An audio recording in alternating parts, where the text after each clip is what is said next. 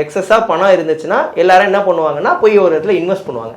அப்போ இன்வெஸ்ட் பண்ணுறது அப்படிங்கிறது 2 வகையான இன்வெஸ்ட்மெண்ட் இருக்குது. ஒன்று ஃபிக்ஸ்டு ரிட்டர்ன், இன்னொன்று வேரியபிள் ரிட்டர்ன். இந்த வேரியபிள் ரிட்டர்னை ஓரமாக வைப்போம். இப்போ ஃபிக்ஸ்டு ரிட்டர்ன் எடுத்துப்போம். ஃபிக்ஸ்டு ரிட்டர்ன் எடுத்துக்கிட்டோம்னா bond market, fixed deposits, debentures, இந்த மாதிரி இருக்கக்கூடிய விஷயங்கள்.